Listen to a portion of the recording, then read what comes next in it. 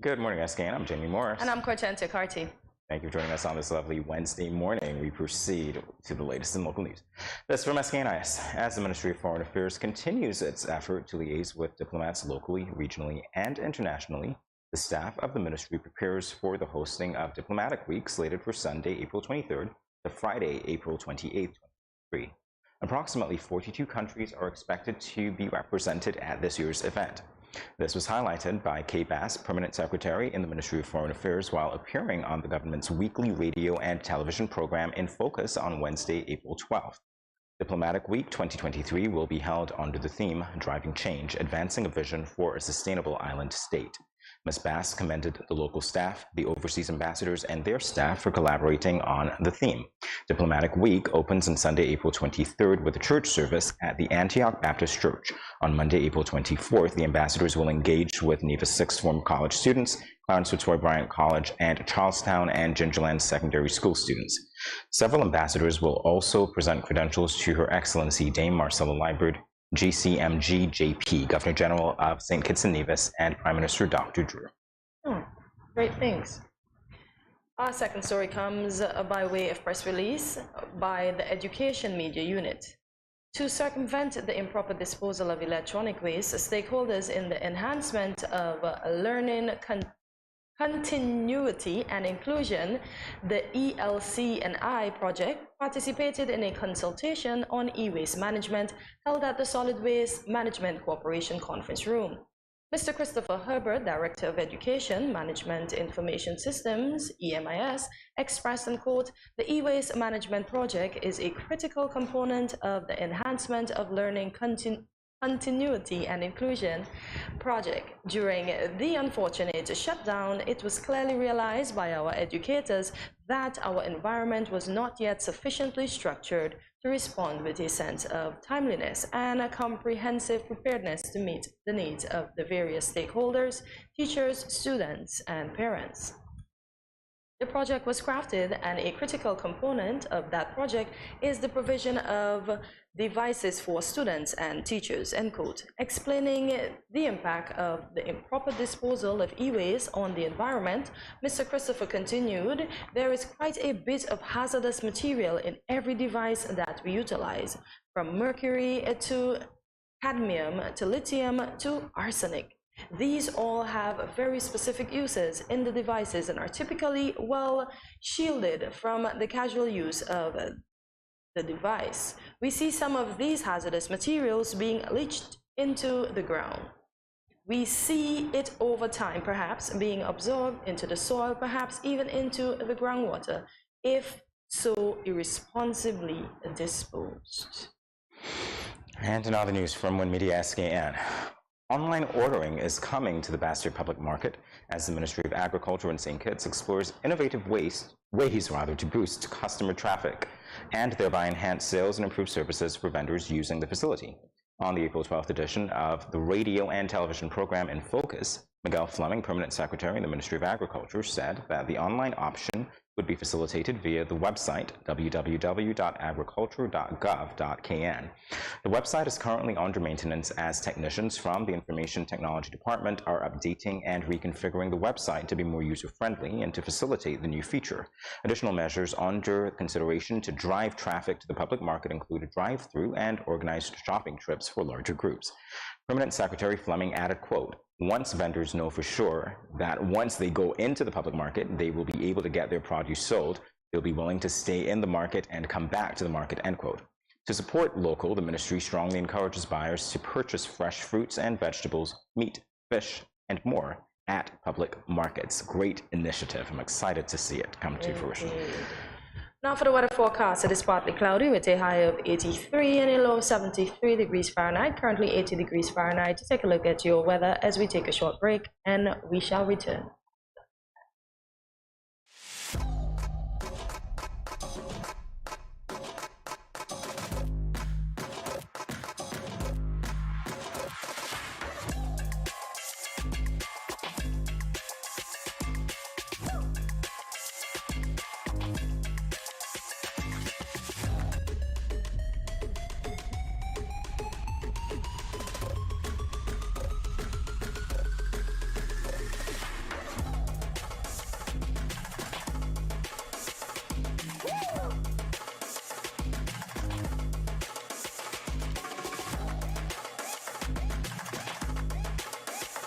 Yeah.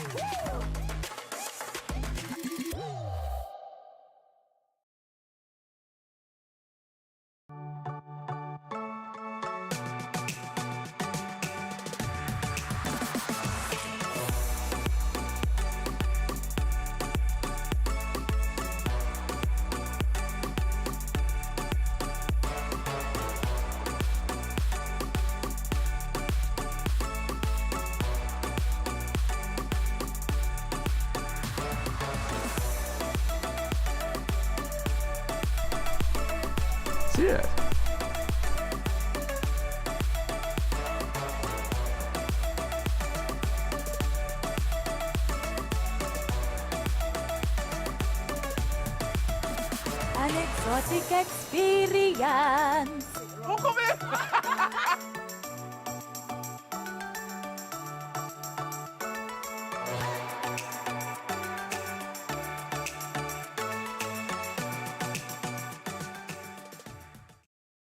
If you're just joining us, welcome to Good Morning SKN, and you are in time for our regional news segment. This from Loop Caribbean.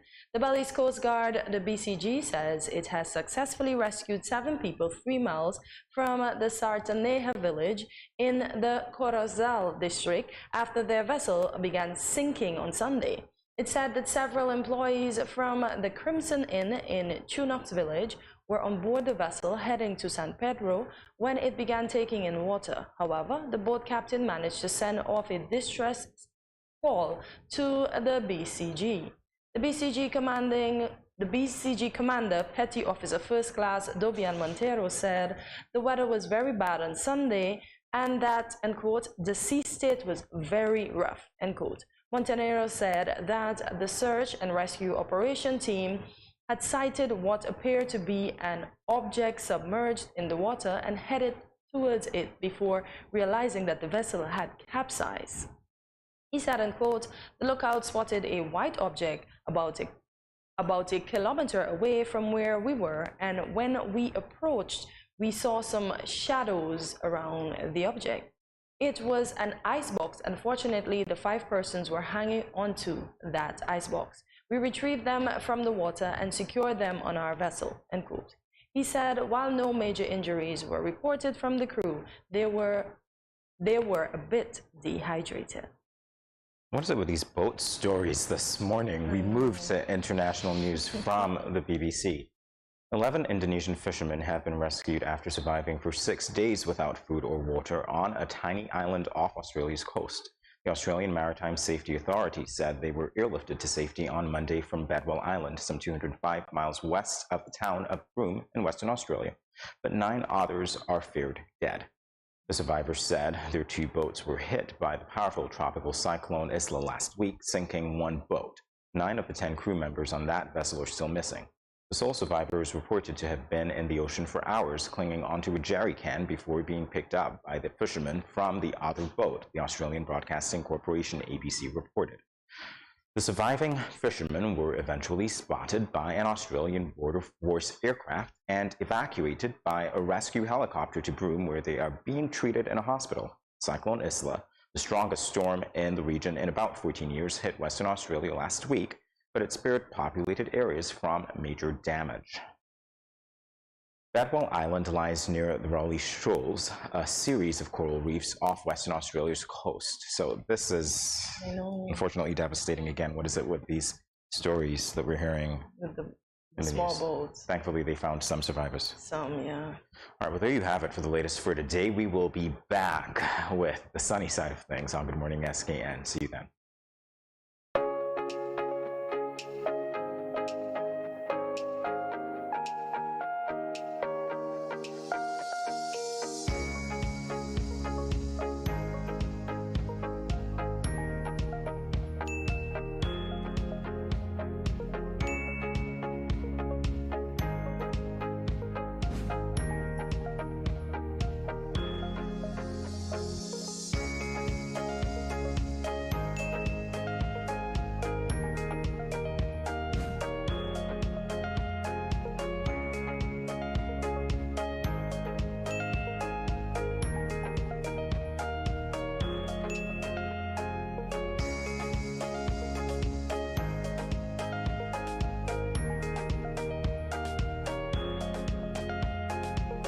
No cash, no card, no problem. JAD. Embrace the freedom.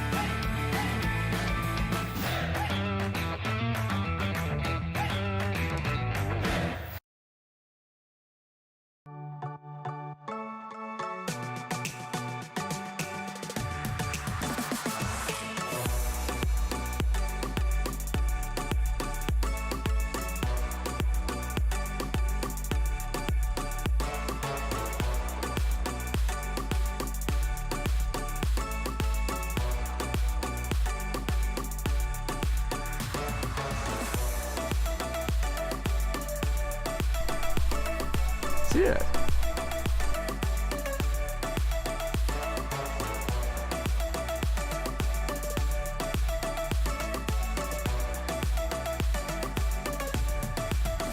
An exotic experience.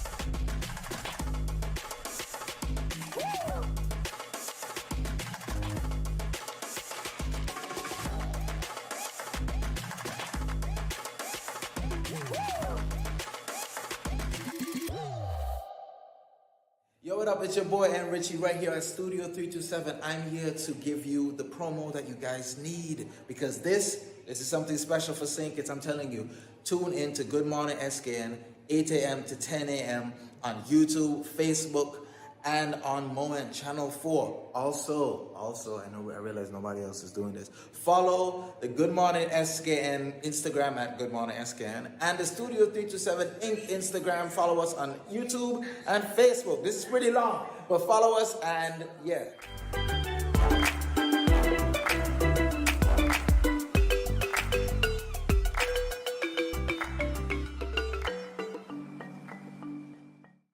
Welcome back to Good Morning SKN. Junior golfer Clayton Harridial is joining us for Sports Center as we discuss his recent trip to Barbados for the Caribbean Junior Golf Championship.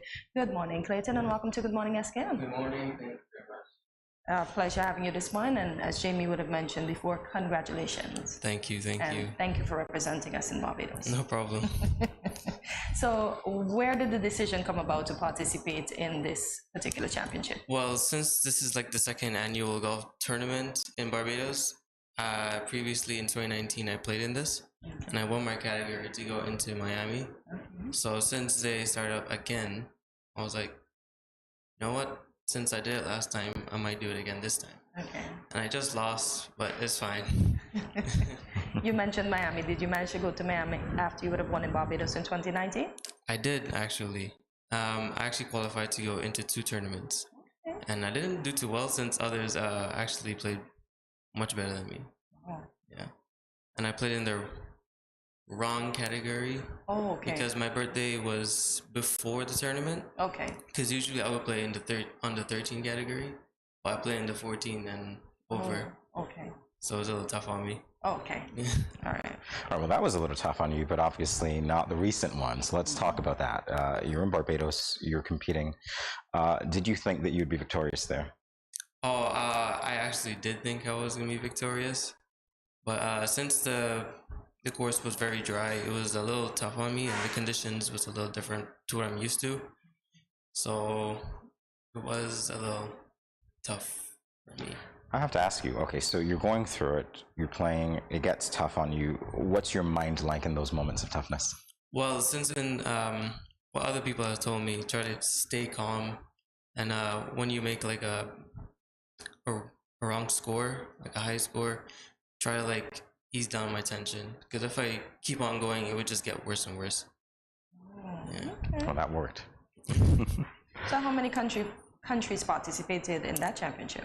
There was 5 actually. Okay. So there were Jamaica, Antigua, St. Lucia, Barbados, and St. Kitts.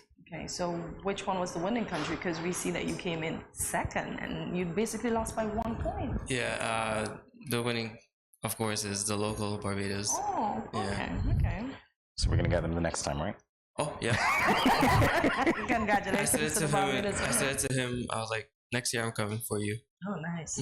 Wow. All right. So talk to us about what the championship comprises of, because I'm a novice when it comes to golf, and obviously your experience. So what typically happened? Was it something different from what happened here or in other matches, or was it similar?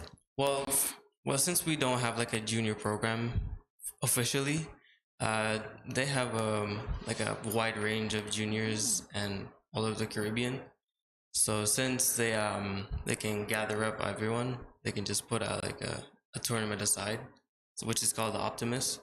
Okay. And since St. Kitts is not like known for golf, we just put it to Barbados, and then next time they're probably gonna do it in Antigua or another well-known country for golf. Yeah. So do you intend to start a proper junior club here in St. Kitts with the experience you would have garnered? Oh yeah. Actually, right now we have like a very small junior program, Okay. and I teach them, and with the help of somebody else. Okay. Hopefully, in the next 2 years, we can actually make the numbers go up with the juniors. Hopefully, just to give them experience and how the real world it actually is. Okay. I have a follow-up question. How do you get young people involved in golf that won't be involved in golf so that we can get this junior club started? Well, that's a tough question, because since kids are interested in more like tennis and basketball, they're not really interested in golf because they say it's like a rich people sport, which it really is. I mean, I'm not wrong. It is. Yeah. It is. But getting them into it will actually be very nice. So probably would get go school to schools. Okay. And talk to them one-on-one, what would they like to do, and at least try it. Yeah. And see what they would like about it. Yeah. And if they don't, of course, they probably won't like it. Oh, let's hope they do. Let's hope they do. Yeah. Well, you kind of answered my question. The question that I was going to ask you, which is, how did you get involved? Because we were talking about, getting other people involved. Oh. What about your own experiences? Okay, so since my family actually plays golf, I started playing since I was 6 years old, and when I was 5, they saw me imitating professional golfers' swings, and they're like, you know what, you might actually do well in this. Mm-hmm. So the next year they got me into it, and then I just started from there. Imitating professional golfers' swings. Where did you learn that? Watching from professional, the PGA. Okay. I just watch it and just swing, have a go at it. Wow. I love the way you say that. You're so cavalier about it, but there's nothing cavalier about your skill set. You know what I mean? You have to work at it. I'm pretty sure in practicing, there might have been times when, you realized you had to hone your craft a little more. Tell us about those moments. Any challenging things for you? Okay. Well, since recently the COVID-19 actually started in 2020, for a good year and a half, I just couldn't play golf since the course was actually closed. And starting back up, I was actually a little tough. But since I got my mojo and everything, it's been really well. But in my younger ages, I was just playing once or twice a week. Okay. Practicing on my weak areas.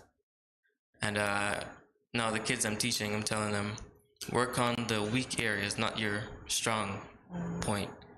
Because and then everything goes down to one thing, which is putting, which is on the green. So. Okay. Go ahead, Jamie. Well, no, I was just going to say, I think when your coach was here, we talked with Coach Zeke, and I was testing my golf terminology out on him, and I was joking with you about, what is it, birdie and eagle, stuff like that. Yeah. You sent me back to the books because I realized that you had a gross, what is it, a low gross, a 69, one of your competitions you won. I did, yeah. Yes, you won that one, and I was like, well, what is gross? And I realized what it is, but I want you to tell everybody because some people don't understand the first thing about golf. Okay, so gross, there is let's say on a different golf course, there would be a gross score of like 71 or 72. So the score you shoot is like, so I shot 69, right? I would shoot under par. So the lower the score, the better you are. Yeah. And if you score higher, that's over par. Yeah. Right. So on the first day I shot 10 over par, which is 82, and the course par was 72. Okay. Yeah.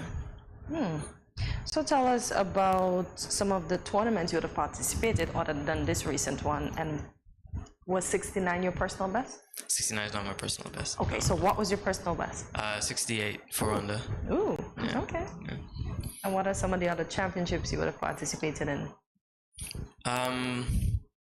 Recently, I think like last year in August time, we had like an ECGA where all not only juniors but all adults can play into like it's like a Caribbean tournament. Okay.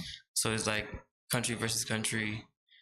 Last year we played in St. Lucia, and St. Kitts, the men's team actually did pretty well. Yeah. Since I was in it, of course. Of course. Yeah, of course. But we did really well to represent St. Kitts as a whole and Evis. Okay. Not forgetting. All right, that's great. Well, we're going to take a break, and we're going to come back and talk with you on the other side of it. All right.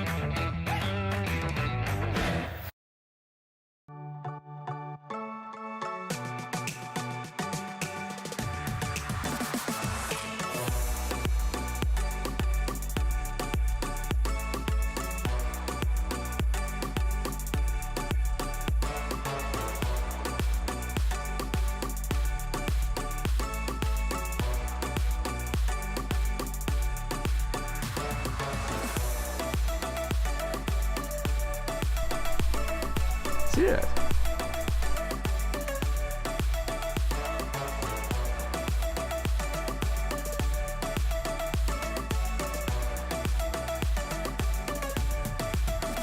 An exotic experience.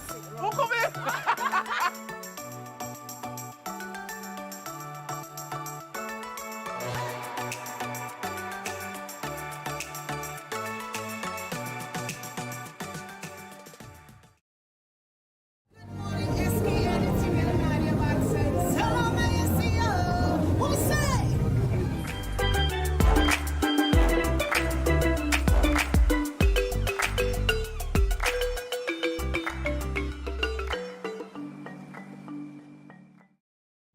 Welcome back to Good Morning SKN. We are talking with junior golfer Clayton Herodial, who recently took a trip to Barbados for the Caribbean Junior Golf Championship. Did well in that. And as I was saying to you before, Clayton, your handicap, you sent me back to the books, obviously, which is fine, but your handicap is actually 0.6, which is very impressive. Why don't you explain to us what that means? Okay, well, handicap is actually a hard topic to talk about, but handicap is what you shoot on average. So let's say since the course here is 71, I would mostly on average shoot like 72, 71. And people who has a higher handicap, probably like in the 20s, they would shoot like 94, 95 on average. So having a lower handicap is better. And what I've seen recently in all of golfers, from 0 to 4 is like 7% of all golfers. And you're at 0.6. Yeah. Impressive. I'm not going to ask you the number of years you've been a golfer because we know that part already. Yeah. So how have you developed your skills? Who have helped you? What have you done on your own to be the golfer that you are today? Okay, so my dad and my brother actually started helping me in the like when I was younger, probably like when I was 11 to when I was 6. And then after that, since I got in more competitions, everyone in the golf community will actually help me, give me tips on what to do. And I've used those and actually helped me a lot. So, and then recently when I went into 2019 for the tournament in Miami, I saw like the kids having mental coaches, physical coaches, they have like therapy, analysis. And I was like, wow, where do I get this in St. Kitts? I know. So hopefully when I finish school, I would most likely go to the US and get those treatment. Wow. All right, that's great. Tips. What's the best tip you ever received? Ooh, best tip. Stay calm. That is the best, because once you just go overboard, you just keep messing up. So having a calm mindset, always the best. Oh, you're calm. I feel it. So do you think, you mentioned the kids in Miami having all these, all of the help that they have to produce what they produce in the game, being excellent. Do you think if there was such a system here in St. Kitts that would have helped you to achieve your utmost best? Because you're at your best, but I'm going to say utmost. Do you think if you had that, that would have helped? Oh, for sure. Since when I asked them, they recently actually started playing golf. So it was like 3 years before they started playing golf. I was like, wow, okay. And then I asked them what their handicap was. It was like 2 and 3. I was like, huh? Wow. I was like, okay, it's all because of the coaches they have and like the equipment they have. Okay. Like since they didn't play during the COVID-19, they have like a golf simulator like in their house. Oh, so they practice all the time. Yeah, they practice all the time. Have you told Mr. Percival and the other senior golf members here what you observed and what would have been their reaction? Oh, I told them myself, I was like, this is weird just seeing golfers starting like 3 years ago and they're just getting almost better than me. I'm like, it took me 11 years just to get at this point. And you just started 3 years ago, and it's just, it's kind of funny. But their reactions, they were like, yeah, man, I mean, they are rich. So, they are rich. So they have more resources at their disposal. Yeah. They could do what you couldn't do during COVID-19. Okay, we understand that. Okay. All right, let's talk about your passion for golf, obviously, because you wouldn't be doing it if you weren't passionate about it. You have to love it. So let's talk about that. All right, so ever since I started playing golf, I was just like, Dad, can we just go play golf again? Like, I wanna start again. I don't wanna do homework. I wanna go outside and do something related to golf. And they were actually very supportive about it, since they also play golf. So, and I'm almost better than my brother. Oh. Your brother's older than you, He is a little older than me, yeah. but you're better. So then you shouldn't resent the people who started 3 years ago who are better than you, somehow, right? Yeah. Yeah. Okay. Trade off. So are you better than Dad too? I am better than my dad, yeah. Oh, wow. Harry, he said it here. So how you mentioned going away to study, to get all the skills and other things that you might see the young people had. Are you going to come back to St. Kitts and help the young people that may start playing golf here? Oh yeah, for sure. That will be my priority when I get older, and especially when I go into PGA. Yeah. You go, when guy. I went to the PGA, I would ask like coaches on how to like teach the younger kids, since they have like a different mindset than ours, and hopefully go on from there. How soon do you intend to make it to the PGA? It's in about 5 or 6 years. Oh, wow. Yeah.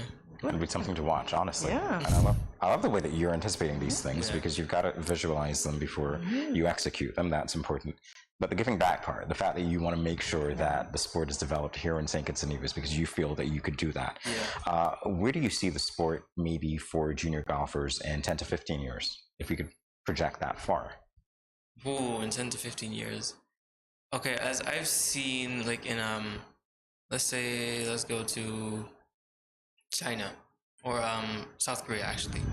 So in South Korea, there's at least 3,000 juniors under the handicap of 4, and since it's getting the junior process, like getting into it, it's getting bigger and bigger, since there are pros in the PGA, obviously in the Asian region.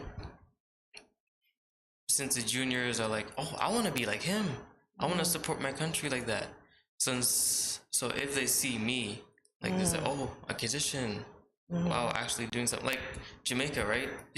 I want to practice and running just to be have a good title as him. So being a golfer for me, they would see like me, they were like, oh wow, I want to be like him. I want to have like a big name like him, and just be fantastic. Nice. It would be. Indeed. Wow. Well, I don't know what else to say after that. Let's talk about you triumphing in the April monthly medal competition. Is that a local competition here? Yeah. Oh, so you beat out all the guys in the golf club? Hopefully.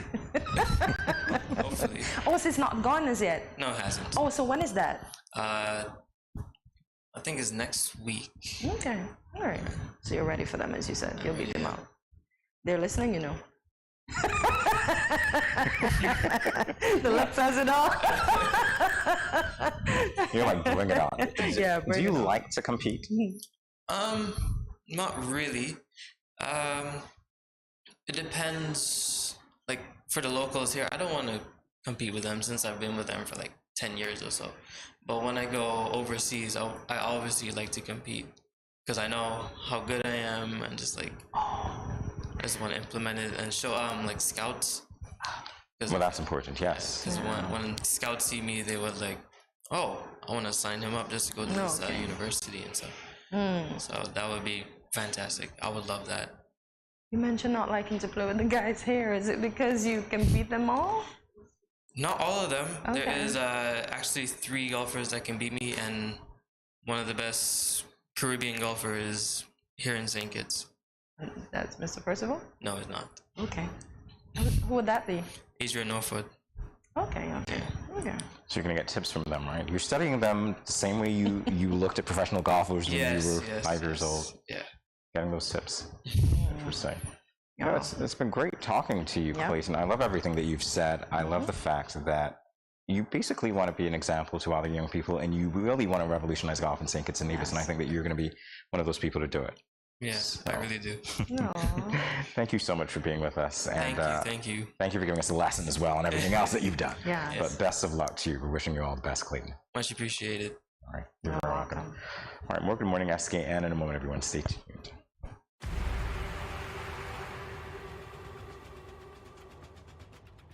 What will it take to grab the attention of someone with the power to make your dream come true? 7 hopeful entrepreneurs in search of the finances necessary to take their ideas to the next level. This is their lives, right? This is their business. 4 savvy business owners ready to make a pragmatic investment. You can't help people if you can't help yourself. First you make the dollar and you give the dollar. Why you take your business offline? I really feel that you need to do a little bit more research. Very knowledgeable. Super knowledgeable. You have a great idea and a great concept. I think you'd be snapped up by Disney. If you have a job someplace, it means that if something is not working, you can walk away. Who will invest? Let's do this. Let's do this. Thank you. and who will be sent home with nothing. I am your host, Kevin Hope.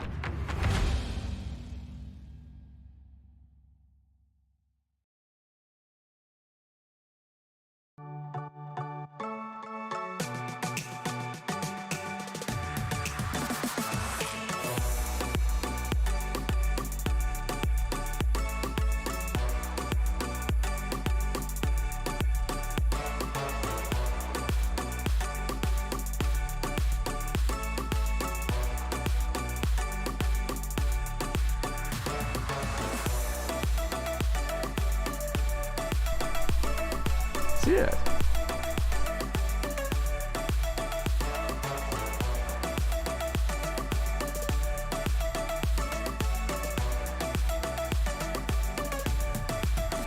An exotic experience.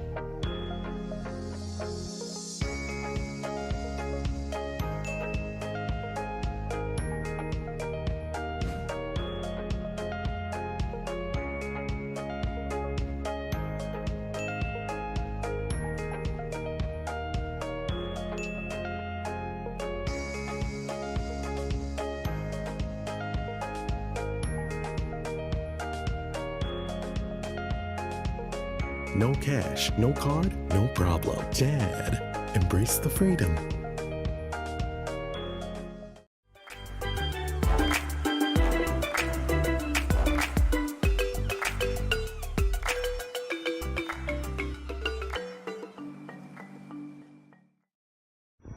Welcome back to Good Morning SKN. Question: does a person's appearance influence their success? This is the question we'll be looking at for this edition of Real Talk. So again, does a person's appearance influence their success? I sense that you have thoughts, Hortensia. No, I'm thinking. Because you can appear a certain way, but if you don't have the credential to match, then how successful are you? It depends. That's a whole other conversation. And I say that only because I think I've witnessed a lot of experts say you need to fake it until you make it. And maybe there were some people who were good at doing that when it comes to their dressing. And so it gives them confidence to go on, and they might just develop the craft over time. So it might work. Yeah, and correct is right, because if I walk in someplace looking like this, and a next person walk in that maybe just have on a mini skirt and a strappy top, and they just have their hair like in its natural state, I might be looked at before that person is looked at, which is pure discrimination, you know? It is. Because, yeah. It is. And that's one of the lessons that I learned, thankfully, early in my adult life, that you really shouldn't judge a book by its cover, because I have had the privilege of meeting some of the greatest minds in the region, if not the world, and they are so nondescript. Exactly. They are incredibly humble, and they could easily be overlooked simply because they don't present in the way that we think they should. But if you listen to them, the wealth of knowledge that you get from them and what you learn based on their experiences, it's just great. So I don't do this, but I understand that a lot of people do judge people based on their appearance. I wonder, right? The fact that we know that wearing a suit or dressing, a woman dressing in a professional way garners them, how should I put it, respected attention. I'm thinking now, why did someone decide to invent the suit? Because to me, it sends that if you wear a suit, you present yourself this way, you appear this way, you are elevated to a certain status. Then the person that's wearing a jean with a big cutout hole here. Well, let's not get it twisted. Suits tend to be expensive. Yeah. Which means that you could afford them, therefore, potentially. Not necessarily, status, you know. well, you not can necessarily. Rent them. You can rent them, you can buy them and pay for them later, etc., etc. So the affluence that they give, you feel me? All right, well, we'll continue this discussion in a moment. More GMSKN in a flash. Stay tuned.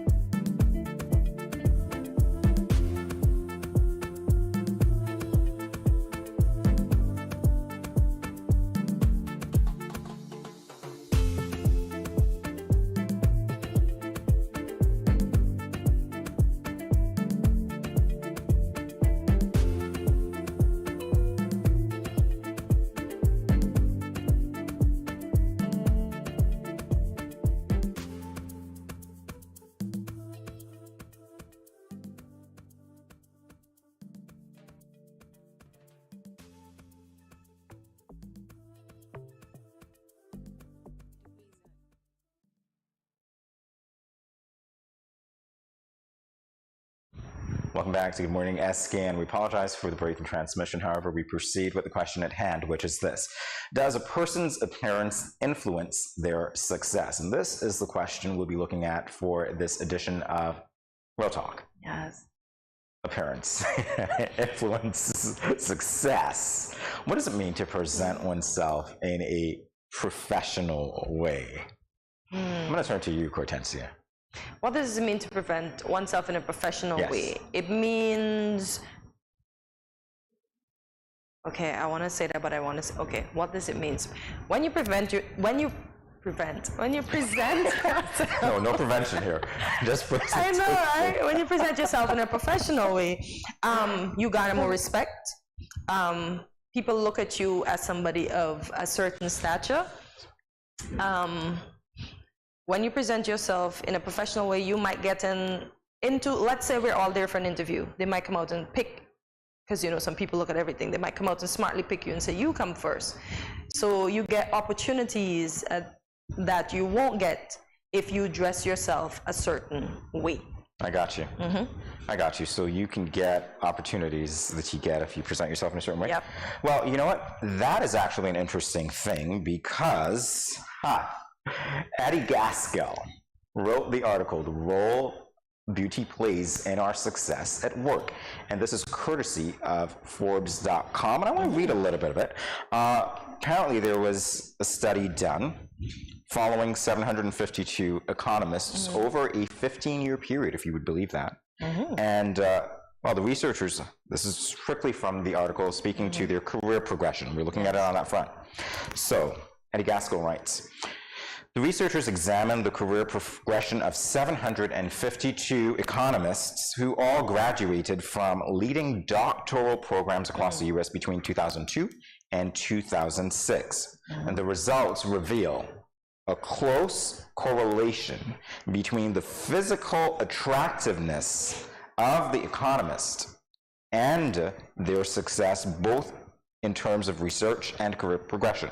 So there's a correlation between how physically attractive these people are and their career progression. But it continues. This is what was surprising, alarming, maybe, but interesting, definitely.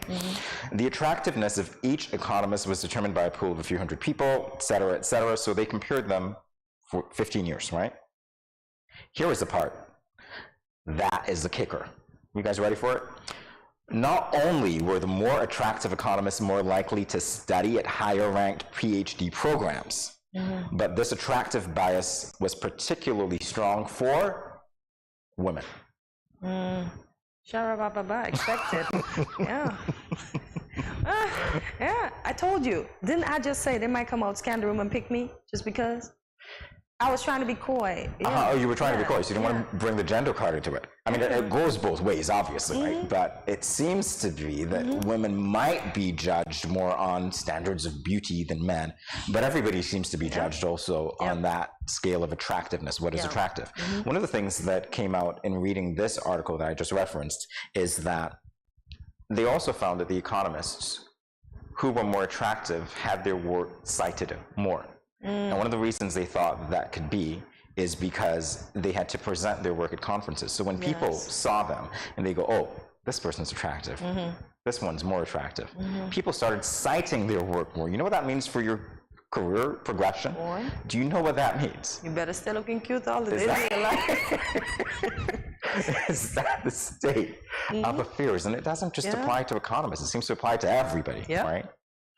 Tell you.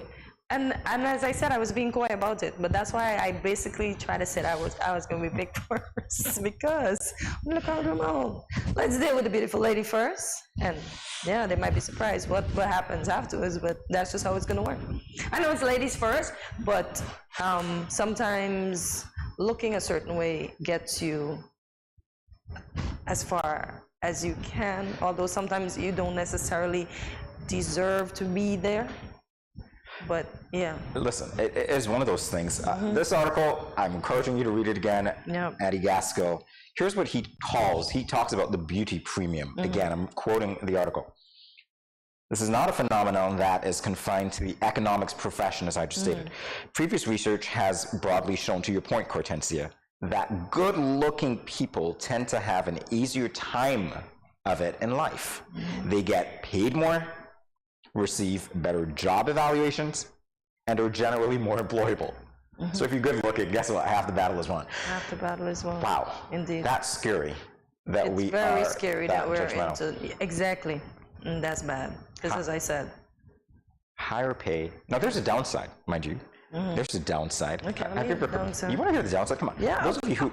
everybody wants to hear the downside. You want to hear the downside? Yeah, I want to hear the downside of it. Try being a housekeeper who looks better than the wife. Going for a job. Get stolen. You know what's going to happen there, right? Some people don't get hired. We know what happened. Yeah, they look too good. So the wife it's like I'm sorry, I don't mean to be talking about women like that, but you know it's true. Come on, just admit it. It's fair. We're not bashing anybody. We're just having a general conversation, but it's fair. We know what happens. Come on, people. We know what happens. We generally know what happens, and then sometimes the wives would say, she's got to go. And then they would prefer if he brings in an ageable woman that's in her 50s where there's no competition. Who's going to want a cutie next? No. Things lead to temptation and lust of the eye. So let's get a granny up in here. No offense to the granny. Why don't we talk also about customer relations, so service representatives, or even waiters and waitresses, right?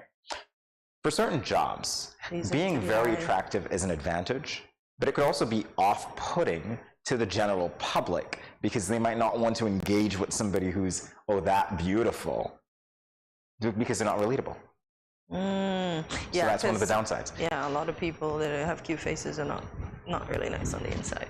No, but it's not even about being nice. It's about the perception that they just don't connect with other people because they're that beautiful. They're not average. Okay, me being a waitress and going up to a table. Well, let me not use me. The cutest person that I know. Oh my gosh, I don't even know. Too many people to mention. All right. No, she's gonna be a laugh. Everybody's gonna laugh because Miss Piggy's got attitude. So because the waitress is that cute, the people around the table, the women around the table, isn't gonna want that cute waitress there. And I actually saw that. Okay, there you go. Yeah, they gave her hells. And I think it was because she was prettier than all of them at the table. Wow. But I never thought of it that way. So again, does a person's appearance influence their success? It can. In good ways, it can. In bad ways. So simply, it can. Because I'm going to tell you about this documentary I watched on YouTube. In Jamaica, when you're bleached and you're fair you get the job in the better hotels. But when you're dark, crap will smoke your pipe.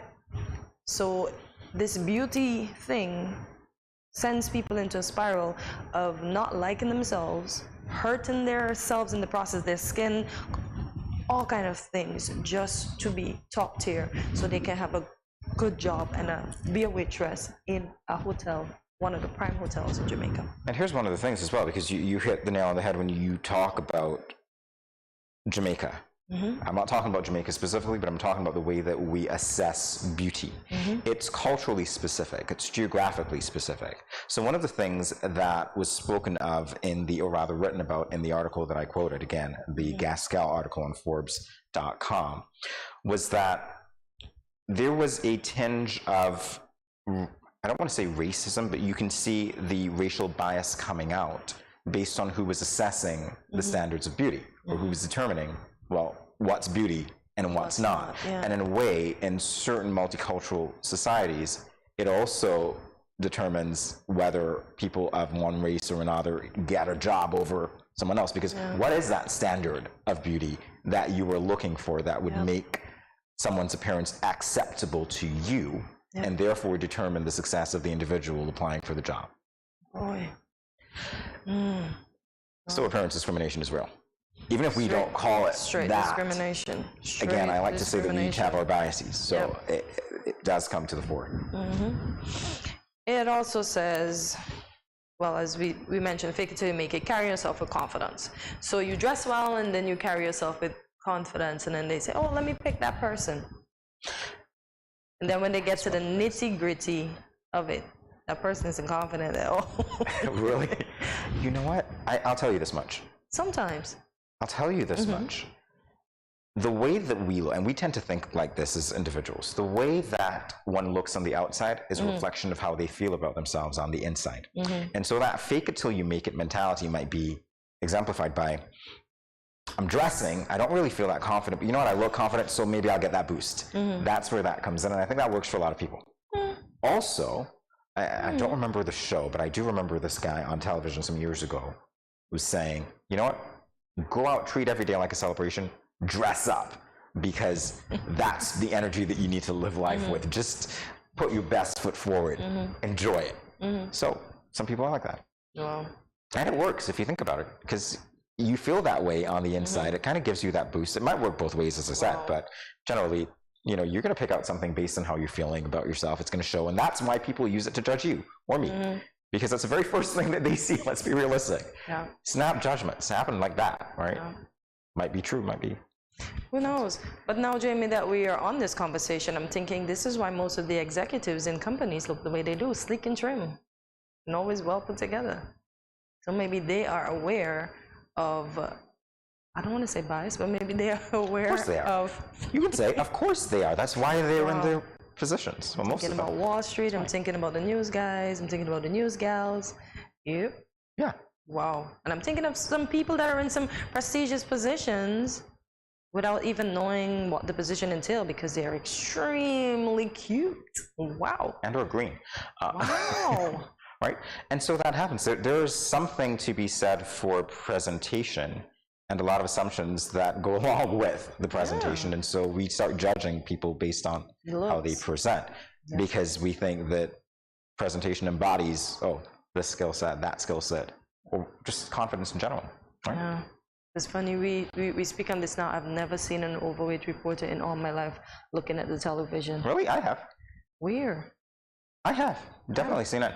But I think there's another thing to be said for representation. Again, what is culturally acceptable, defined as beauty, because there is that need to include everybody, to have that representation.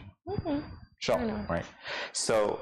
Well, yeah, I remember one. I just remembered one, Roker.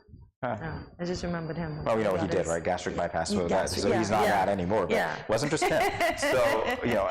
That's the only one I actually taught. But then you see that, and here again, it goes to the very question, does a person's appearance influence their success? Because when we're talking about that, automatically, one of the assumptions is, and again, not putting you on the spot, but you said you don't remember seeing an overweight reporter, because that typically is not what we use to define beauty, right? We think that's not the ideal appearance. So you're absolutely right. When you see them, generally, whoever has had surgery or just fed, they're there, they're presenting. But then you might see one or two, and I like that you see the one or two because they represent the common man, to be specific, because not everybody looks like everybody on TV.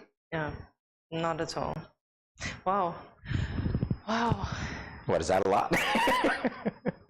Funny enough that I knew it exists, but I didn't know it exists to this much. I didn't know it was that deep. Do you think we do that here? Yeah. Is that possible that we do that here? Yes. Is that possible that we do that for jobs or other things? I would like to say that it probably isn't if we do it, and I don't think that we don't. I don't think it's as pronounced because we're smaller, and so you go with what's available, right? But sometimes in our local thing, we say, oh, she only get a job because she look good. We say, is that true though? We say, is that a cough? Come on, really? Is that not an excuse in most instances because we didn't get the job? Not us saying that, But you know. Sometimes you hear people say that, oh, she only get a job because she look good. Why should they discount? I know the person's brain, right? Exactly? Why? Why is that even a thing? Because, as you rightfully said, they didn't get it. Well, there you go. So it's just something that's said because. Okay, well, yeah, jealousy is real. It's a monster. It is a monster, isn't it? Green-eyed? Green-eyed. Perhaps. Not your favorite color. I know. Do you ever think, though, that... Not my favorite color, though, someone else's. Do you ever think that people can redeem themselves if they make a bad first impression? Maybe they can, but first impressions are lasting. So... And how much of that, how much of that is appearance based? That's what I... Oh, appearance based.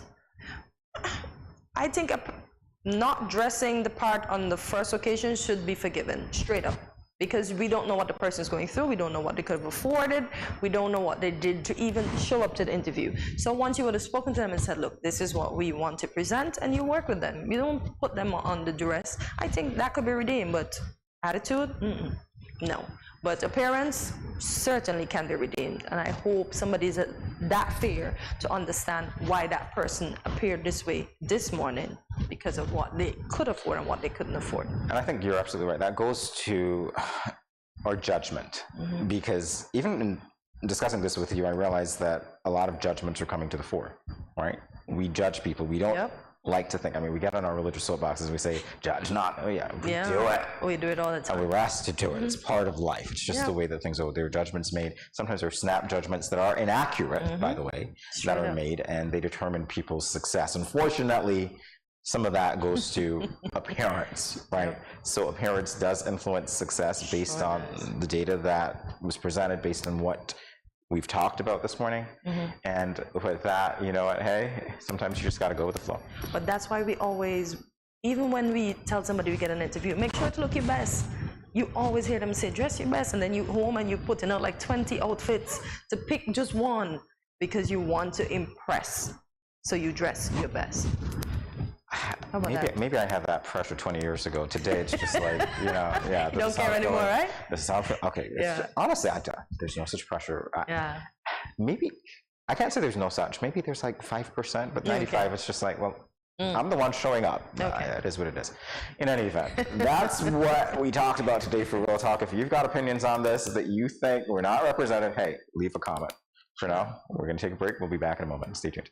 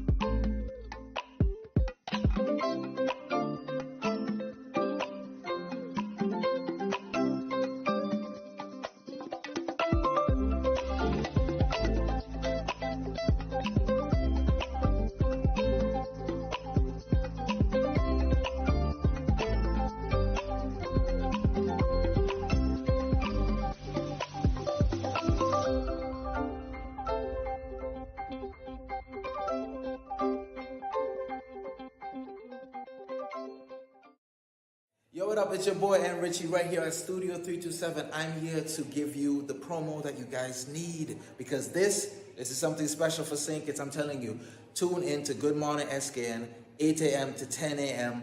on YouTube, Facebook, and on Moen Channel 4. Also, I realize nobody else is doing this. Follow the Good Morning SKN Instagram at Good Morning SKN and the Studio 327 Inc. Instagram. Follow us on YouTube and Facebook. This is pretty long, but follow us and yeah.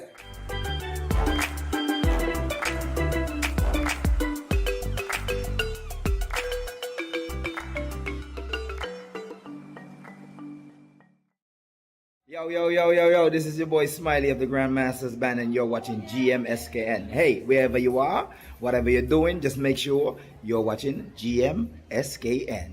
What up?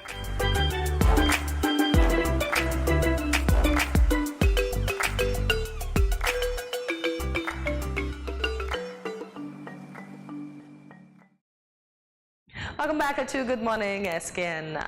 Monday, April 17th was recognized as International Haiku Poetry Day. Haiku is a type of traditional Japanese poetry. Today, we will be learning all about this art form and even attempting to write our own. So let's find out more about haikus. Haiku. I feel fancy speaking Japanese haiku. So, now we know the definition. So the word haiku, pronounced haiku, is derived from the Japanese word hoku, meaning starting verse. Okay. Is that how it's pronounced, really? Hoku. Haiku? Haiku? Looks like haiku, but anyway. Haiku. Well, that was the pronunciation that the lovely place that I love to go gave me. All right. Haiku. All right, so haiku is a specific type of Japanese poetry that has 17 syllables divided into 3 lines of 5, 7, and 5 syllables. Well, this is specific, is it not? What? They are typically written on the subject of nature. So 5, 7, 5. I'm going to note that since we have to write our own, right? 5, 7, and 5. We've got some examples, Cortensia. What? Butterfly in March. So I guess, okay. Okay, butterfly in March, tasting pink cherry blossom, the flavor of spring. It doesn't rhyme and it doesn't mean a thing. No, but the rhythm is there. I can actually, you know, the rhythm came out. I can actually sense it. If you were to read it again, you'd realize that it's like there is this, how do I put this? This mirroring effect going on because you've got 5, 5, so the lengthy part is in the middle. It's great. It's balanced. Yeah. And it just sounds better. So 1, 2, 3, 4. Okay, I see 4 in the top. Butterfly in March. Go ahead, Jamie, take it away. Toad sits on the rock, fat with evening slug and worm. Where next, appetite? No more, Toad. It did say you were fat. Diet time. Wow. All right, you got. This is what we have to do. Wow. Okay. Yeah. So black fly on my book. If I turn the big white page, will he form a word? Yeah, splat.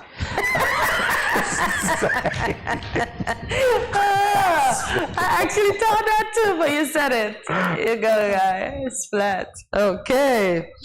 We're gonna get lessons in how to write haiku, and you know what? If you guys at home want to try it with us, do that.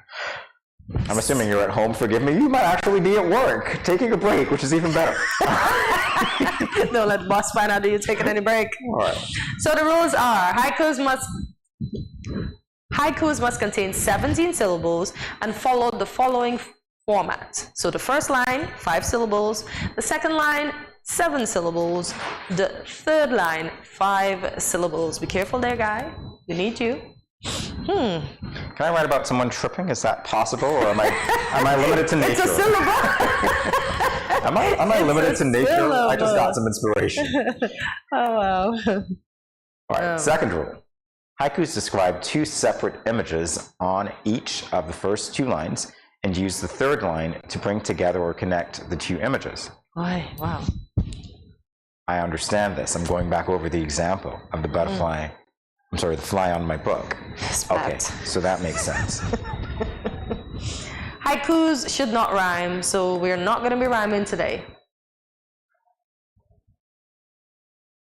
Haikus must reference nature, so no tripping. No tripping. The tree don't trip. Or maybe. But what will the tree trip on itself? We'll see. Alrighty. We've got prompts to follow. Ooh, I'm nervous, y'all. I'm nervous here. Ooh, I'm nervous.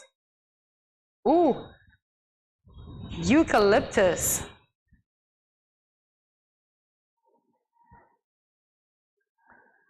So this is what I have to follow? Oh, so I use eucalyptus, okay. All right. You should not have given me river because I just got inspiration for the trip. Oh, So no. thank you very much. My inspiration is river. Mm-hmm. All right, and we are to proceed now. Okay. Wow. So I'm just going to recap some of these rules as we go. 575, that was first. If I'm distracting you, please don't let me know. I'm kidding. No. Wow.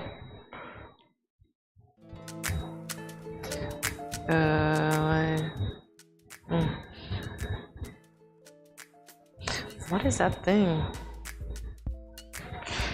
Yeah, this is really creative here.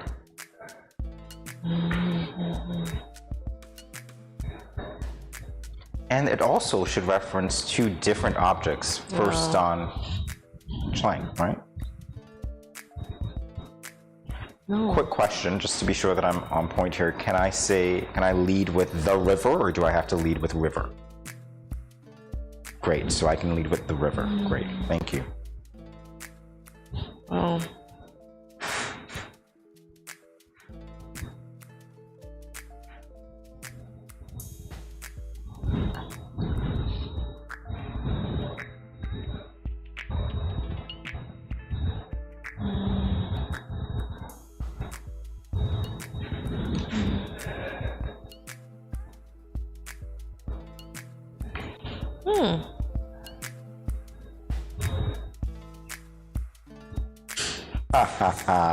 Wow. What on earth is going on here? I believe that this is going to be humorous when I'm done with it. Simply because the things do not relate to each other. That's humorous enough. What? So this is the first haiku, or this is for all three of the haikus? Or the first one, okay. Boy, I didn't think I got no syllables, y'all. Be prepared to be enthralled, amused. Just be prepared. Dun dun dun. Ooh.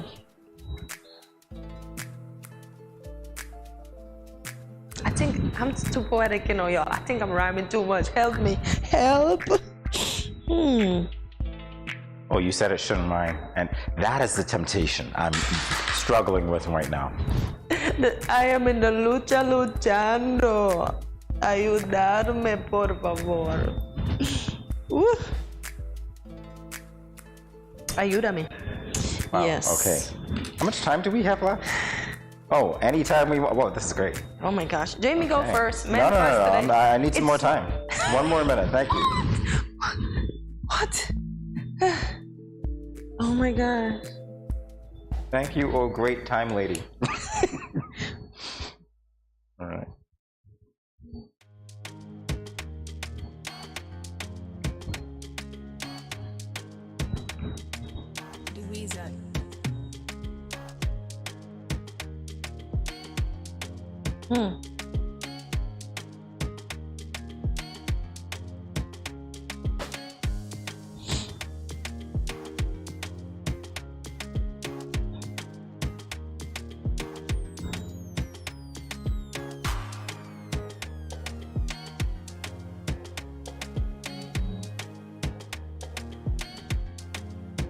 Wow, never been so attentive.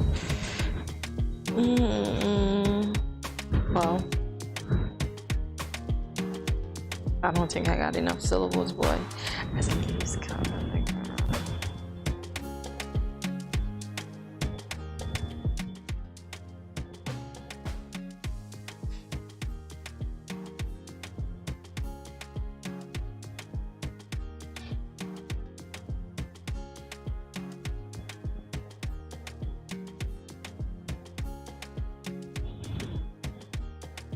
Wow. Alrighty, Jamie, we have to wrap up. Y'all, I did a whole poem, not a haiku. Forgive me. You did a whole poem, not a haiku? Okay, here. So do you go first? You go first, man. I go first? Okay. Gentlemen first today. Well, we're waiting for a second. Okay. Which gives me more time. All right, so it's the haiku.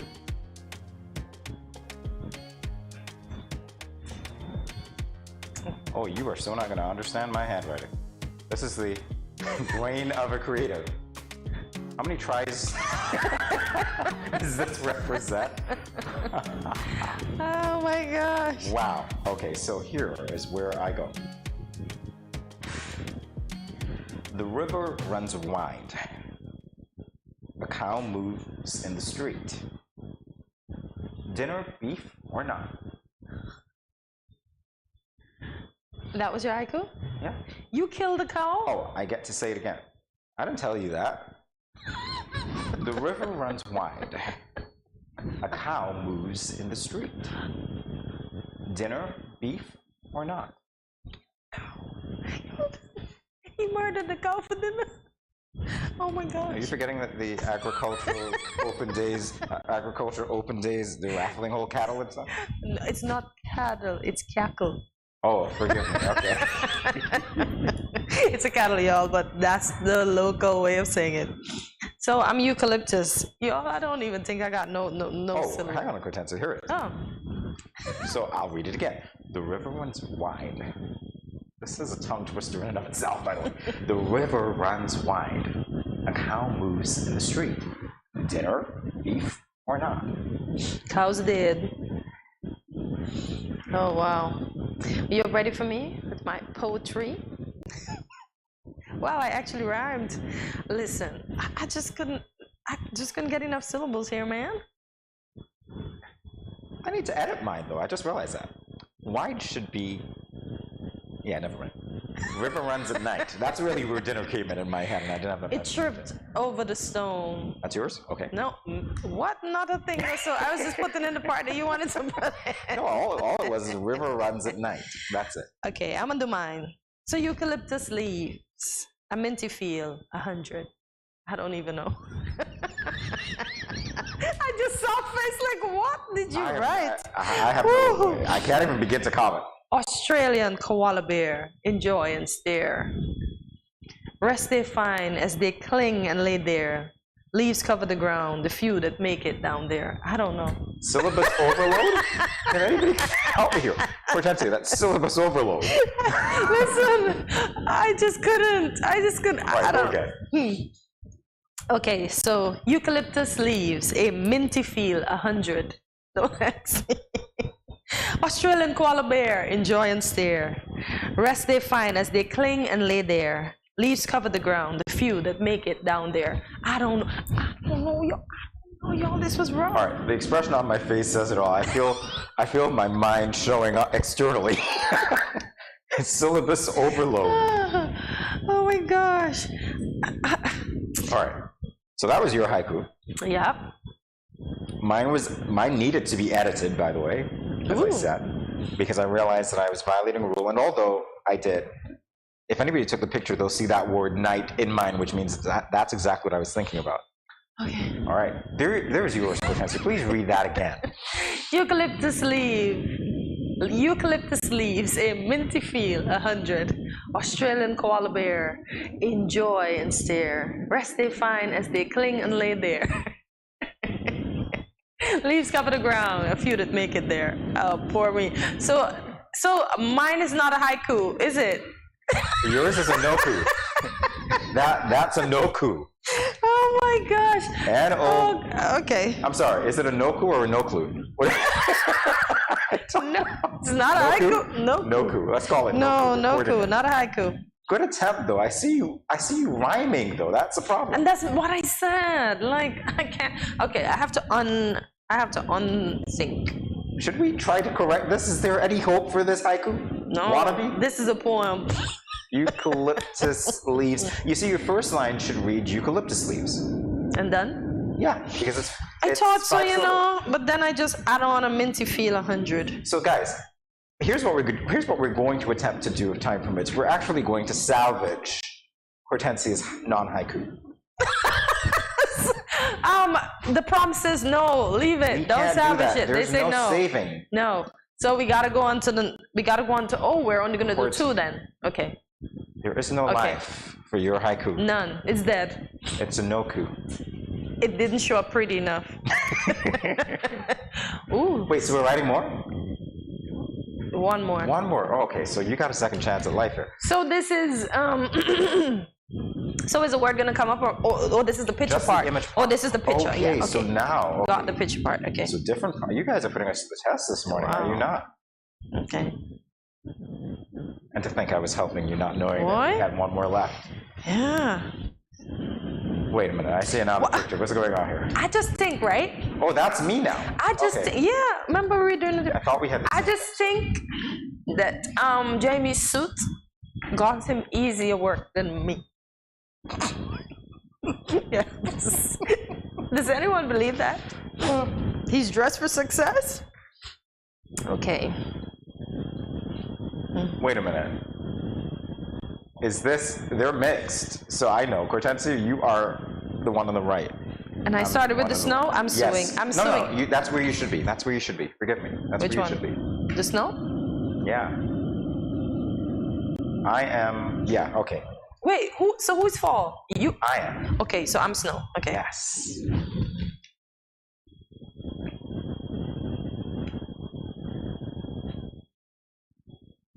I have to redeem myself.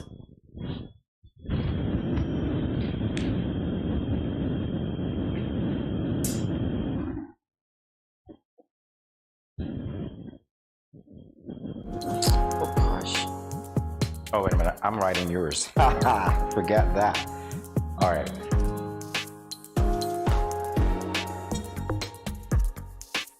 All right, so this is going to be interesting. Oh, Jesus. No.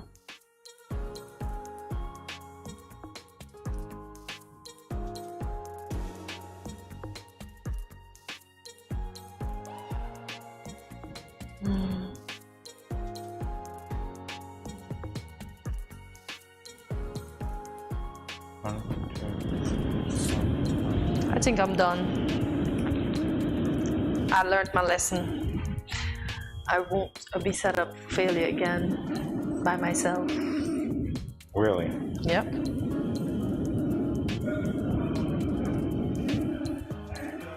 Let's go again. Well, I hope I finally get a haiku. Oh yeah, I need a haiku. Yes. Okay, I think I got it.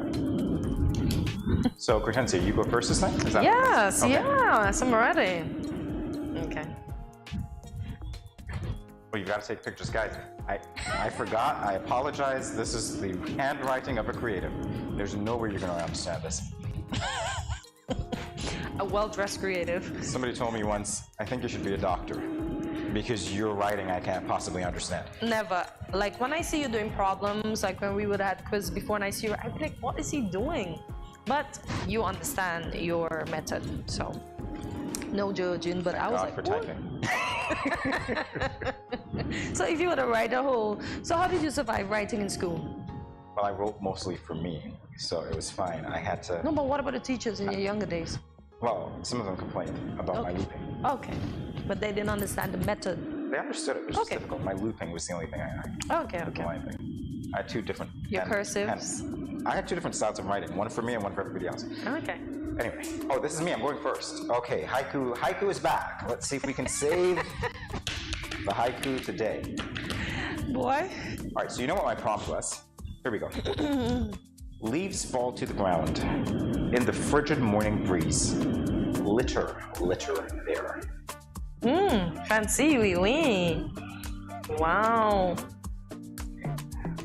So Jamie, you look like you got 2 out of 2. Go, guy. I got maybe none. But let's hope that my redemption draweth nigh. All right, so there it is. Leaves fall to the ground in the frigid morning breeze. Litter there. My gosh. You're good. You're good. You're good. You understood the assignment. I try. Wow. You understood the assignment. I hope I got it this time. I really hope I got it this time, y'all. Okay. All right. So do I go ahead? Okay. So snowplow. Wow. House sits lonely on a mountain. Trees watch over. Jamie look like you want to bust down the left. I need to process that. That first line, sorry. Snowplow. Wow. House sits lonely on a mountain. Trees watch over. I don't want to check how many rules you violated.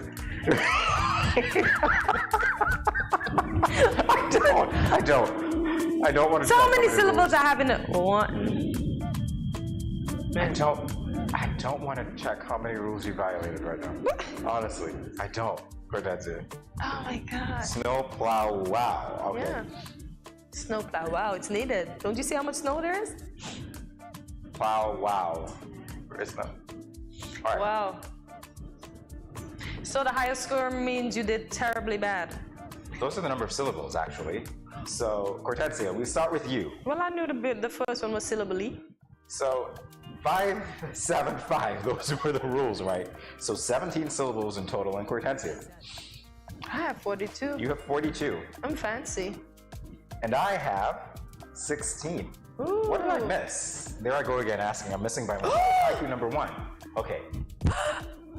What? She clutches her pearls. No. Hey, 15 is good. 1, 2, 3, 15 4, is 5, excellent. 6. I don't even care that I didn't get 2. At least I got it when I did the second time around. 2 is a charm. Whoa, whoa, whoa. So, hey, no, that's 17. In the frigid morning era, that was 7.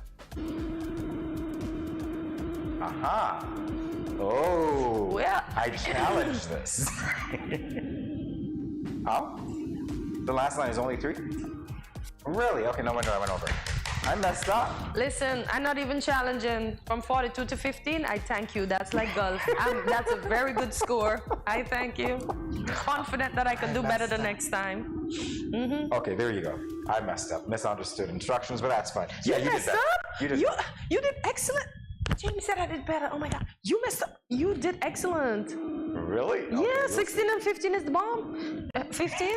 Listen, I was aiming 42? for a perfect score. That's what it was. Oh, okay. All right, so my haiku days have come to an end. Cortezia, you have resuscitated haiku. So we went from no haiku to yay haiku. To yay haiku. All I right, thank good you. for you. Mm-hmm.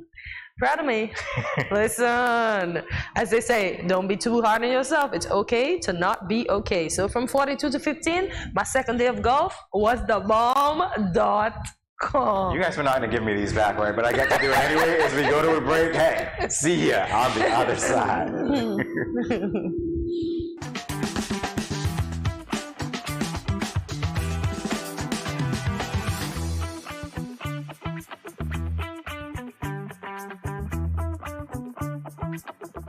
So that mean I could have put in something else. Oh, one guest?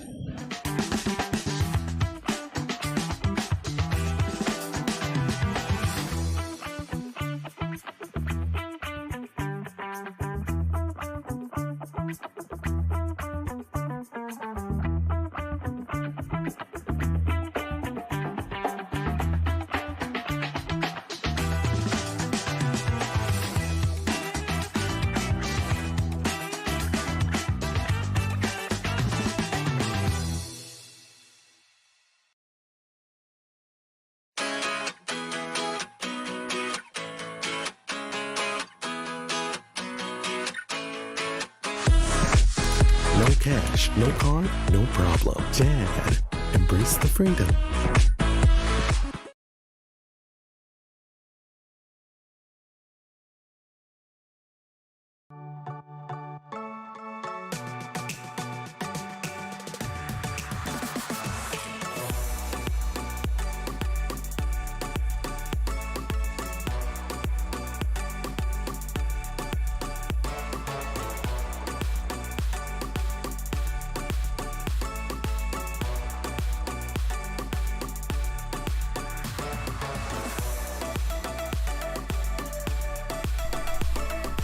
Yes.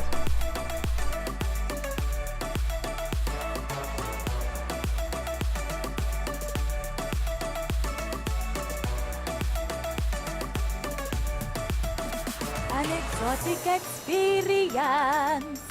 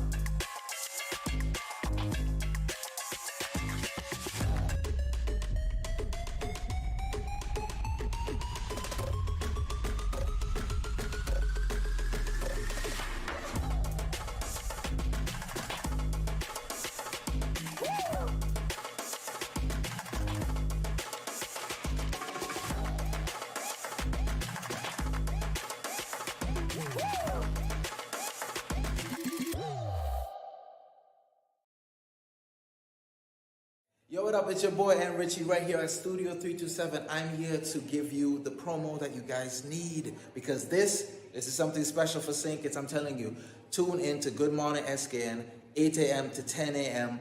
on YouTube, Facebook, and on Moment Channel 4. Also, I realize nobody else is doing this. Follow the Good Morning SKN Instagram at Good Morning SKN and the Studio 327 Inc. Instagram. Follow us on YouTube and Facebook. This is pretty long, but follow us and yeah.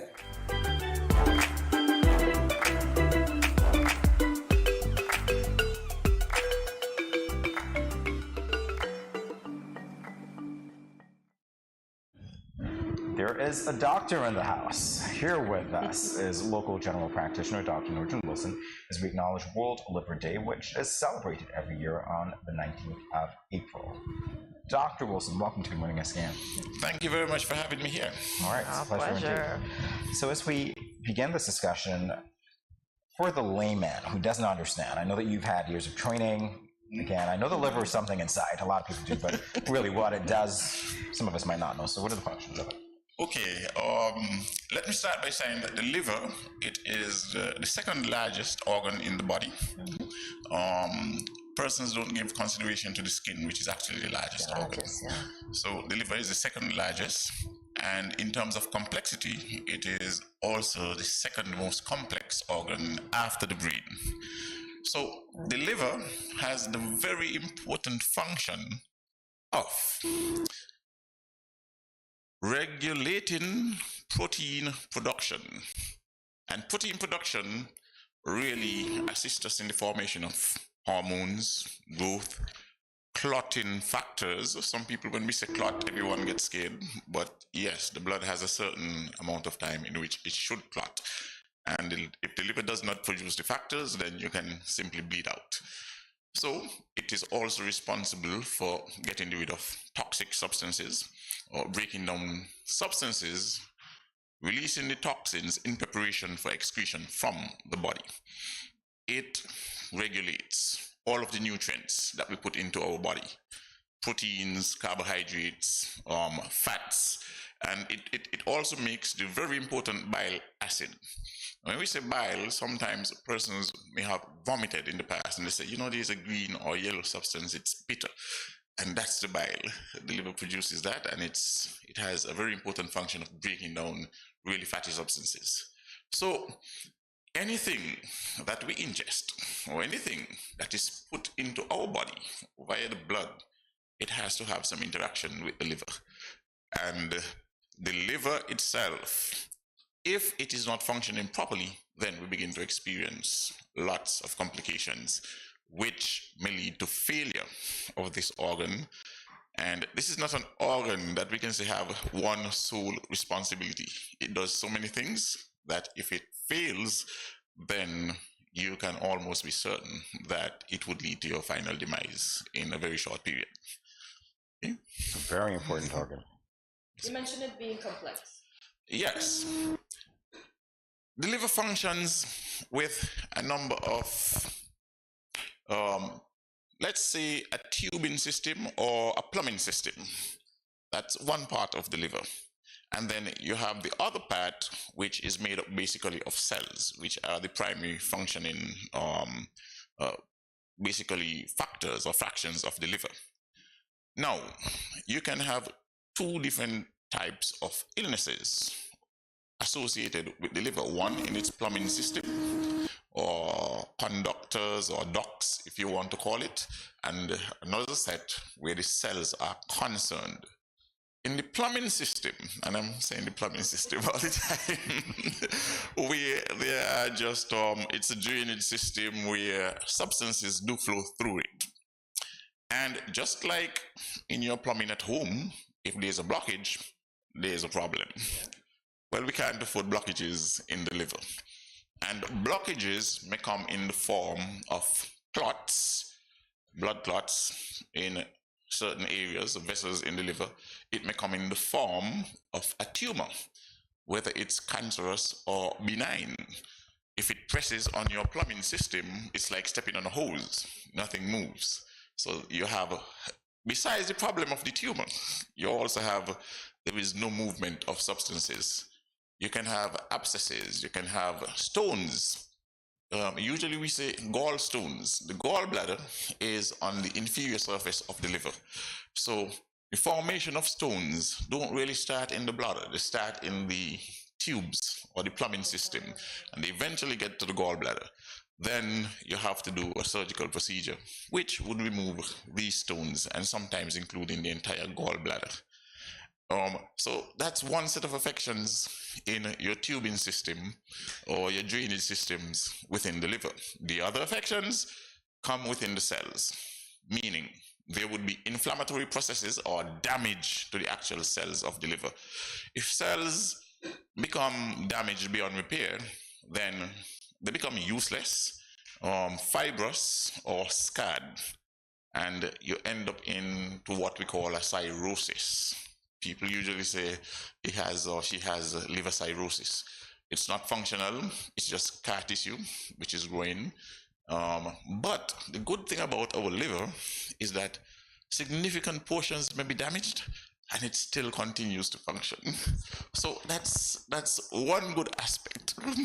But it is not wise to allow yourself to get to a point where you have damage beyond repair or damage which is irreversible, because we can grade and stage.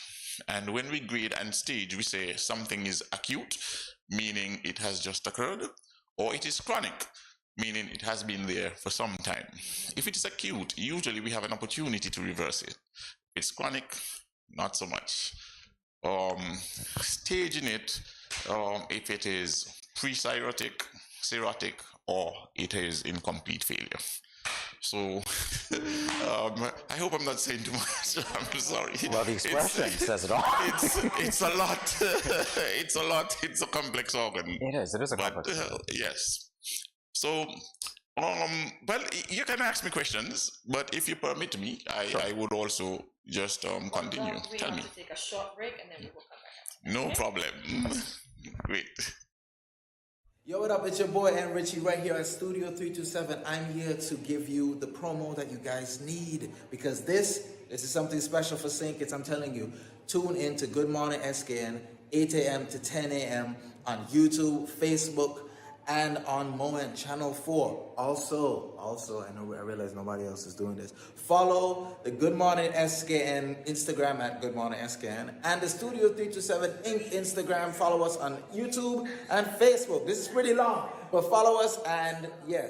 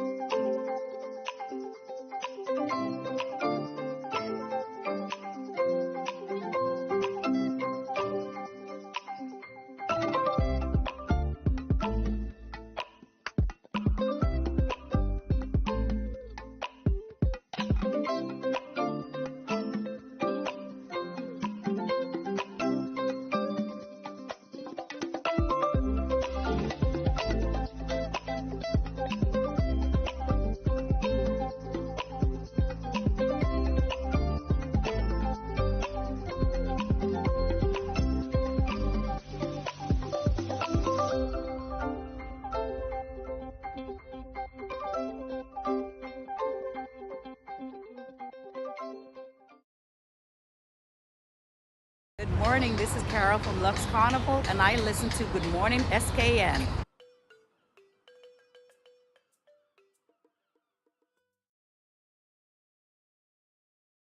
Welcome back to Good Morning SKN as we continue with Dr. Norjan Wilson as he educates us on the importance of the second largest organ in our body, the liver.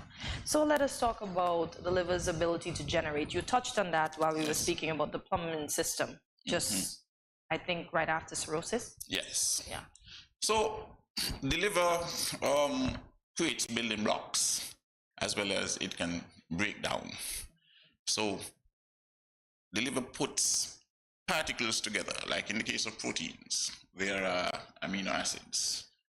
If you want to build a specific protein, the liver will put it together. And you can have thousands of combinations.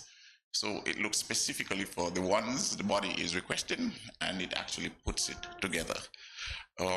One of the things that the liver does, in particular with fat, it produces a protein called carrier proteins. So it takes fat out of the liver and distributes it into the body. Now, when you're taking excess fat, the liver is taking this fat and putting it into the blood, which can be used for energy, by the way. Okay. But we prevent our body from using fat for energy when we eat carbohydrates. So a trick to losing weight is simply to cut the carbs, let your body deal with the fat. That's fine. I'm just saying. Yeah. But I wanted to speak a little bit about some of the illnesses that can occur as a result of affections or dysfunction of the liver.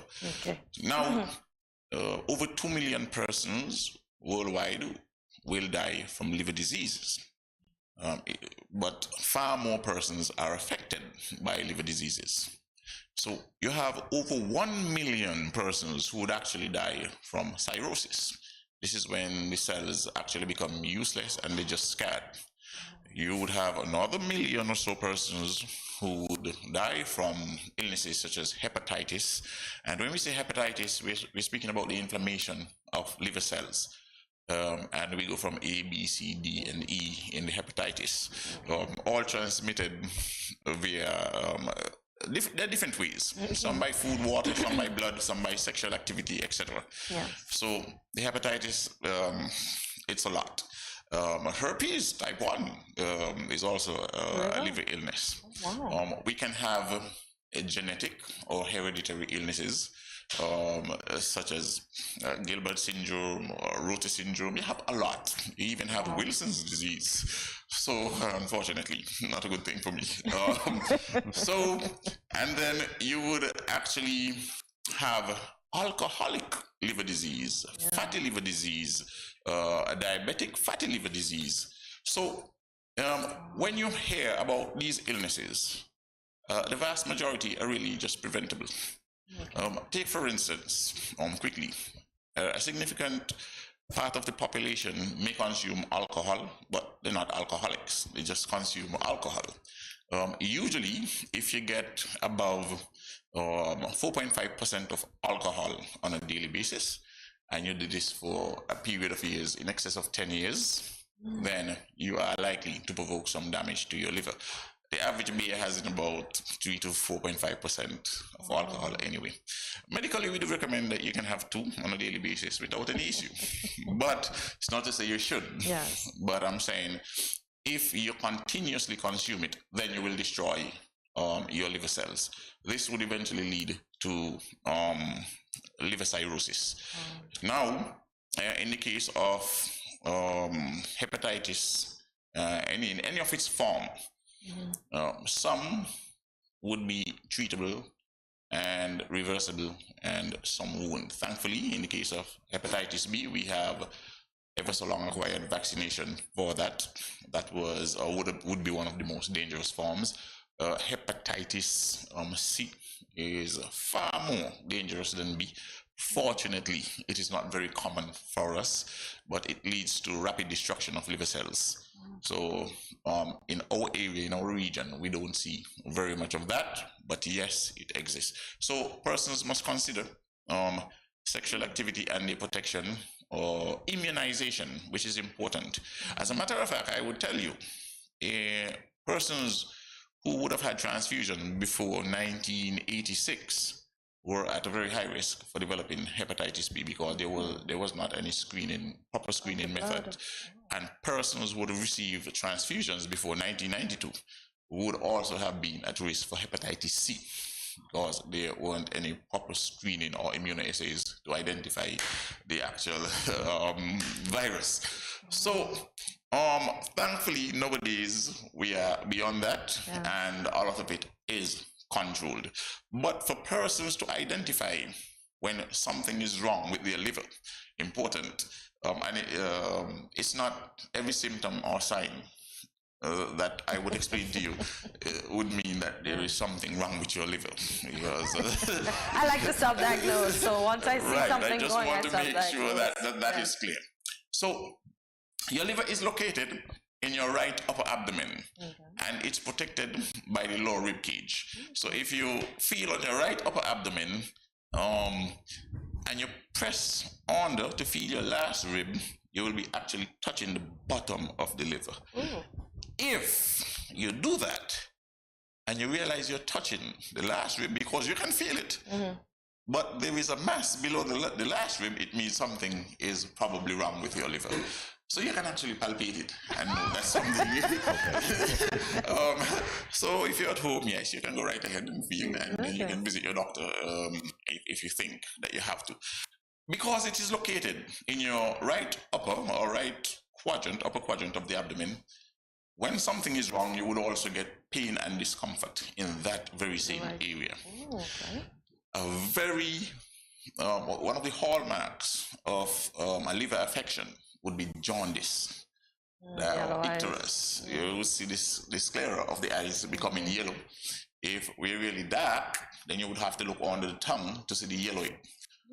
But you would also see your urine becomes very dark and your stools become very clear. So you would know, very dark urine, very clear stools. I'm seeing some yellowing in my eyes or my skin under my tongue. That's probably more than likely, almost certainly, is a liver disease.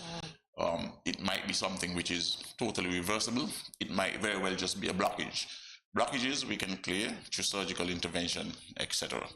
So just because you see, no need to panic, you have to find out exactly which one it is. Then you can have loss of appetite, nausea, vomiting. That happens for a lot of things.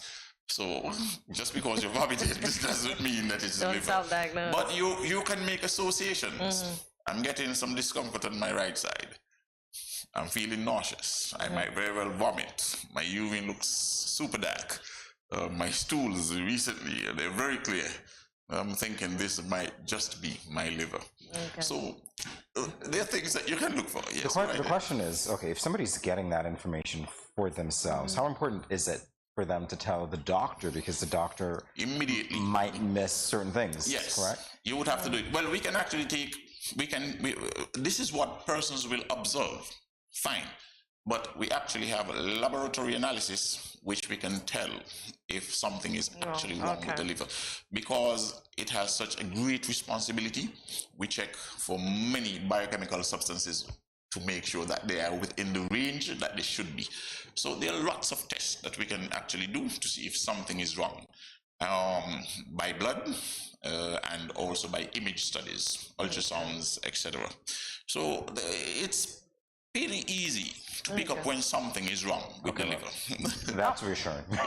I want to ask, for us ladies that sometimes wear the corset to manage our waistline or our waist, is it bad? Is it pressing against our liver? Are we creating problems there? Yeah, actually, not really. There might be someone who go in excess. But usually the liver is out of the way. So it's because protected. it's tucked up right underneath your rib cage. But corsets, etc., they do provoke some level of compression and they can affect the circulation. So you should wear them momentarily when you need to. And we certainly never sleep in them.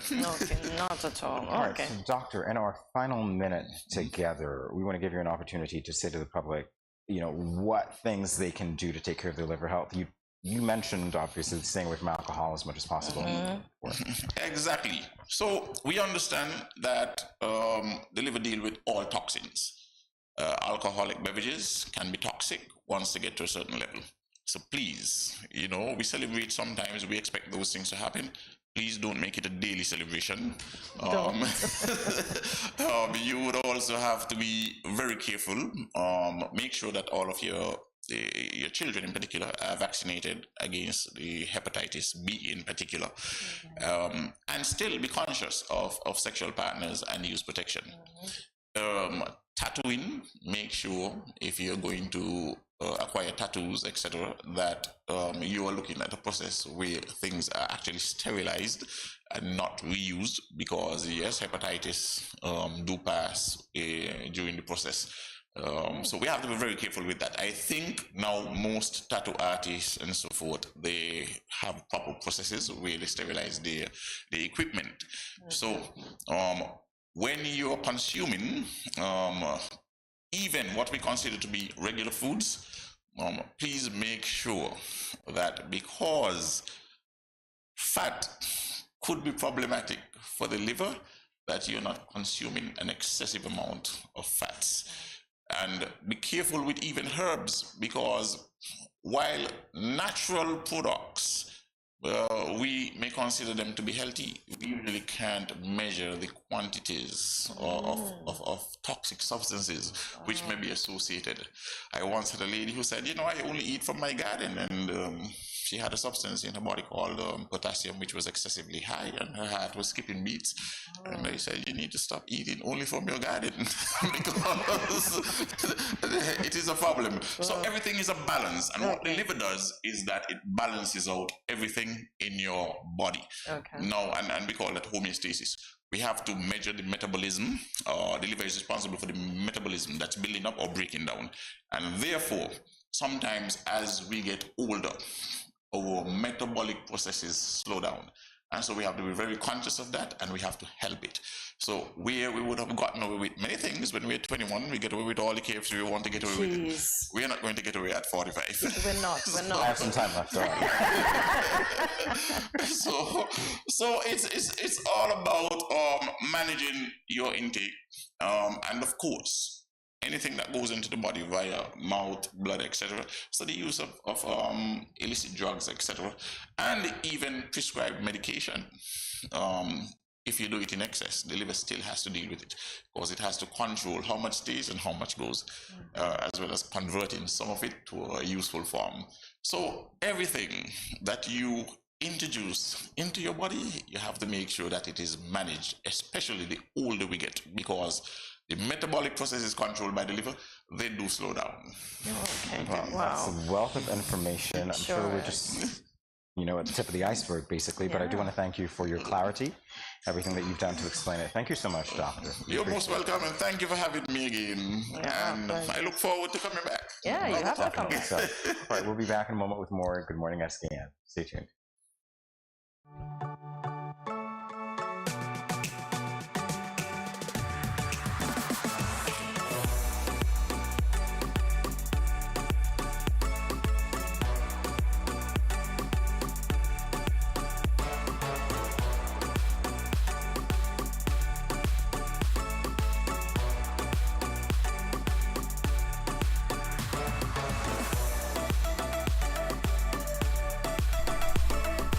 Yeah.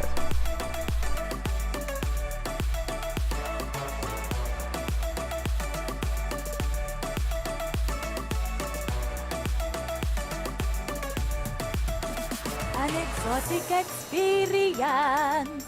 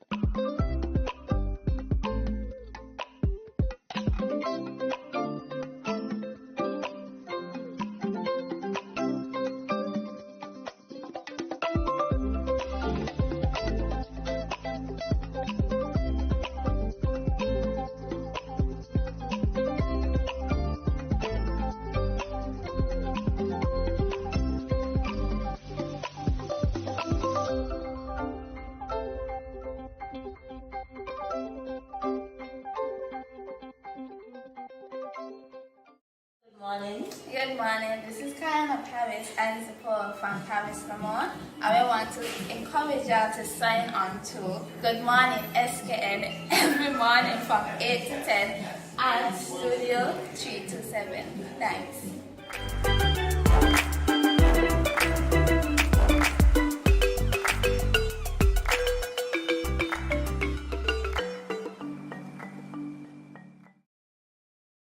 Welcome back to Good Morning SKN. So, when you see us sitting like this, you know what time it is, but I do have to say, Cortensia, we had a very interesting show today, very informative. I enjoyed speaking with Clayton all about his golf. Yeah. As I said, he sent me back to the book, and of course, Dr. Wilson did that as well. Yeah. Sent me back to the textbooks. Yeah. I like the piping technique. And I like that he informed us of what we should do and what we shouldn't do. And it's funny enough, we spoke about health and sex yesterday, and look, they came up again today. So we have to be mindful of our health, and we have to be mindful of our partners.